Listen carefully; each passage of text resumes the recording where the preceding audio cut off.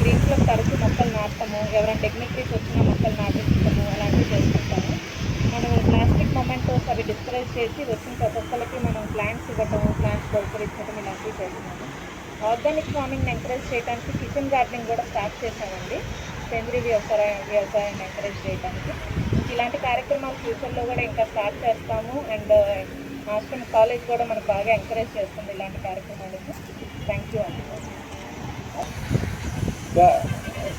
నమస్కారం అండి. ఈరోజు ఎన్విరాన్మెంటల్ డే సందర్భంగా మన సార్ ఈ గారు వచ్చి ఇక్కడ చెట్లు నాటే కార్యక్రమం మా అందరితో పాటు పాలు పంచుకోవడం చాలా ఆనందంగా ఉంది. ఇవాళ ఆశ్రమ్ మెడికల్ కాలేజ్ హాస్పిటల్ అనేది పర్యావరణానికి ఎంతో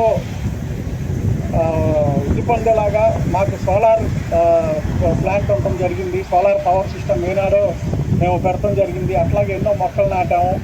ఎన్నో మంచి గ్రీనరీ ఇక్కడ 25 acres పైగా గ్రీనరీ బెల్ట్ మెయింటైన్ చేయడం జరుగుతుందండి. సో మరెన్నో కార్యక్రమాలు ఇలాంటి ఎన్నో చేసి ఇంకొంచెం పర్యావరణాన్ని మెరుగుపొందేలాగా చూస్తామనేది చెప్తున్నామండి.